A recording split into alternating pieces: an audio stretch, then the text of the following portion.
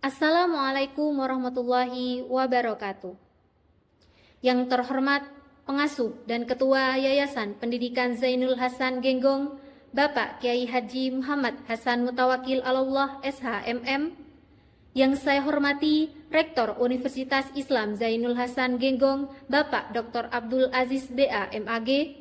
Yang saya hormati dosen pembimbing tugas akhir Ibu Dr. Endah Triwi Sudaningsih, Magister Pendidikan Islam selaku dosen pembimbing 1, dan Ibu Sri Wulandari, Magister Pendidikan selaku dosen pembimbing 2. Serta yang saya hormati dan saya cintai kedua orang tua saya, Bapak Saiful dan Ibu Yusrifa.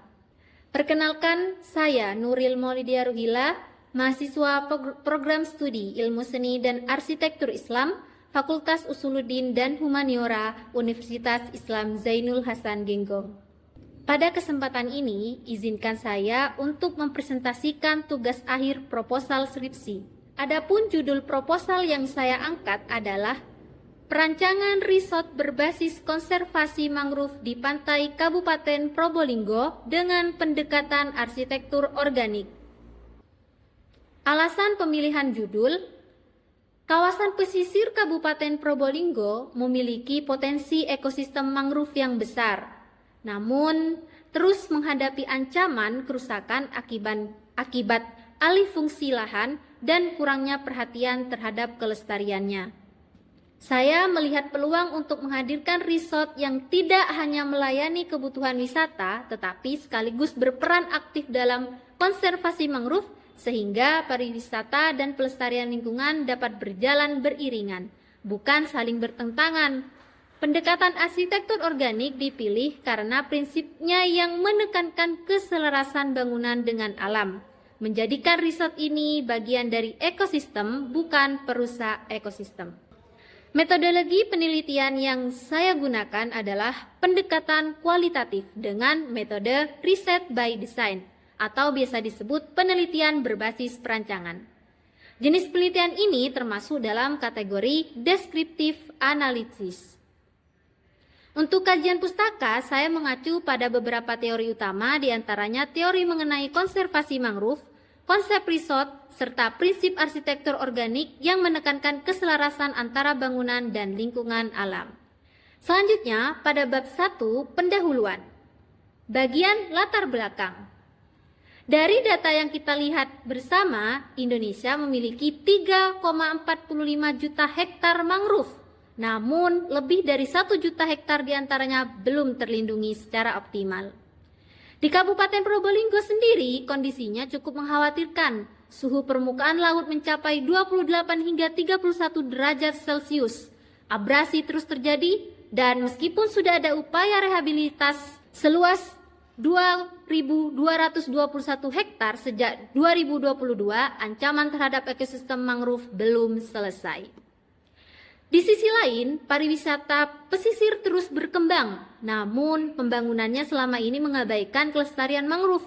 Bahkan dari 3 penelitian terdahulu yang saya telaah, belum ada satupun yang secara khusus merancang resort yang benar-benar mengintegrasikan fungsi wisata dan konservasi mangrove sekaligus. Dari sinilah skripsi ini lahir. Merancang resort yang bukan sekedar tempat menginap tetapi menjadi bagian dari ekosistem mangrove itu sendiri melalui pendekatan arsitektur organik. Rumusan masalah dan tujuan penelitian. Dari latar belakang yang telah saya paparkan, penelitian ini mengangkat 2 rumusan masalah utama. Pertama, bagaimana merancang resort yang benar-benar mampu mendukung pelestarian ekosistem mangrove sekaligus meminimalkan dampak negatif pembangunan terhadap lingkungan pesisir. Kedua, bagaimana menerapkan pendekatan arsitektur organik sebagai dasar perancangan resort tersebut. Dari 2 rumusan itu, tujuan penelitian ini pun selaras, yaitu menghasilkan rancangan konkret yang menjawab keduanya, bukan sekedar konsep, tetapi solusi desain yang bisa dipertanggungjawabkan secara arsitektural maupun ekologis. Selanjutnya, manfaat penelitian. Penelitian ini memiliki 2 manfaat utama. Secara teoritis, Hasil penelitian ini diharapkan menjadi referensi ilmiah dalam bidang arsitektur pesisir berkelanjutan, khususnya kajian yang mengintegrasikan pariwisata, konservasi mangrove, dan arsitektur organik secara bersamaan. Secara praktis, manfaatnya dirasakan oleh tiga pihak. Bagi saya sebagai penulis untuk mengembangkan kemampuan perancangan bagi mahasiswa arsitektur sebagai acuan penelitian serupa, dan bagi Universitas Islam Zainul Hasan Genggong sebagai tambahan kontribusi karya ilmiah di bidang arsitektur berkelanjutan. Selanjutnya, kajian terdahulu. Saya menelaah 3 penelitian terdahulu yang relevan. Pertama, Sasing dan Sodak tahun 2023 membuktikan bahwa kawasan mangrove punya potensi besar sebagai destinasi wisata, namun belum ada fasilitas akomodasi yang memadai di dalamnya. Kedua, Ahmad dan Sarif pada tahun 2025 menentukan bahwa meski konsep arsitektur organik sangat sesuai dengan kawasan mangrove, penerapannya di lapangan masih jauh dari ideal. Ketiga, Prabawasari dan Adrenaldi tahun 2025 menegaskan bahwa pembangunan fasilitas wisata mangrove masih banyak mengabaikan aspek konservasi. Dari ketiga penelitian ini, saya menemukan satu celah yang sama. Belum ada yang secara spesifik merancang resort yang mengintegrasikan fungsi wisata, konservasi mangrove, dan arsitektur organik sekaligus. Disinilah posisi skripsi saya. Bab 2, kajian teori. Kajian teori dalam skripsi ini mencangkup 4 definisi utama: perancangan, resort, konservasi, dan mangrove, yang menjadi fondasi konsep perancangan. Dari 4 definisi itu, saya mengintegrasikannya dengan 5 prinsip arsitektur organik dari Frank Leon White. Intinya, bangunan harus lahir dari alam, menyatu dengan tapak, dan tidak melawan lingkungannya. Seluruh landasan teori ini kemudian saya rangkum dalam kerangka konseptual, dimulai dari masalah utama, degradasi mangrove, dan pembangunan wisata yang tidak bertanggung jawab.